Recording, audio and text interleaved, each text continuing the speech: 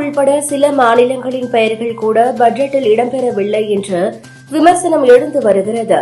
இந்நிலையில் அரசை பொதுவாக நடத்துங்கள், இன்னமும் தோற்கடித்தவர்களை பழிவாங்குவதில் குறியாக இருக்க வேண்டாம் என்று பிரதமர் மோடிக்கு முதலமைச்சர் மு.க.ஸ்டாலின் வேண்டுகோள் விடுத்துள்ளார். பட்ஜெட்டில் தமிழ்நாடு உட்பட சில மாநிலங்களின் பெயர்கள் கூட இடம்பெறவில்லை என்றும் மாநில தலைவர்கள் விமர்சனம் செய்து உள்ளனர்.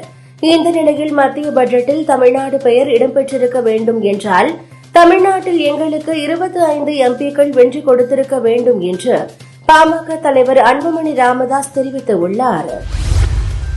தமிழக மீனவர்கள் 9 பேர் எல்லை தாண்டி மீன்பிடித்ததாக கூறி இலங்கை கடற்படையினரால் கைது செய்யப்பட்டுள்ள நிலையில் மீனவர்களையும் மீன்பிடி படகுகளையும் விடுவித்திடக் கோரி முதலமைச்சர் மு.க.ஸ்டாலின் வெளியுறவுத்துறை அமைச்சர் ஜெய்சங்கருக்கு கடிதம் எழுதியுள்ளார். தமிழகத்தில் மொத்தம் 2,24,19,359 ரேஷன் கார்டுகள் உள்ளன.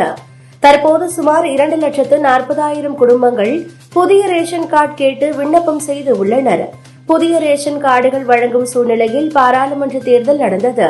தேர்தலுக்கு பிறகு விண்ணப்பம் செய்தவர்களின் மனுக்களை ஆய்வு செய்து நடவடிக்கை எடுக்கும்படி தமிழக அரசு தெரிவித்திருந்த நிலையில் தற்போது ஆய்வுப் பணிகள் தொடங்கியது.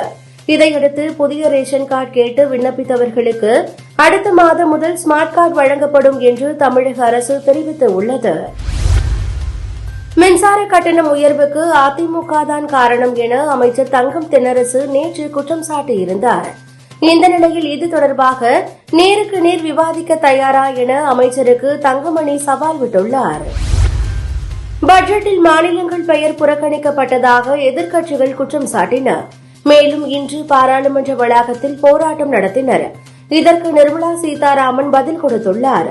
மத்திய பட்ஜெட்டில் எந்த மாநிலத்தையும் புறக்கணிக்கவில்லை, மாநிலங்களின் பெயர்களை குறிப்பிடவில்லை என்றால் அது புறக்கணிப்பு என்று ஆகிவிடாது என்றார். ராகுல்காந்தி இன்று விவசாயிகள் சங்க தலைவர்களை சந்தித்தார். அப்போது எம்எஸ்பிக்கு சட்டப்பூர்வ உத்தரவாதம் பெற அரசுக்கு அழுத்தம் கொடுப்போம் என உறுதியளித்தார். ஐபிஎல் தொடரின் பஞ்சாப் கிங்ஸ் அணியின் தலைமை பயிற்சியாளராக ஷேவாக், யுவராஜ் சிங், ரெய்னா ஆகியோரில் ஒருவர் நியமிக்க வாய்ப்புள்ளதாக தகவல் வெளியாகியுள்ளது.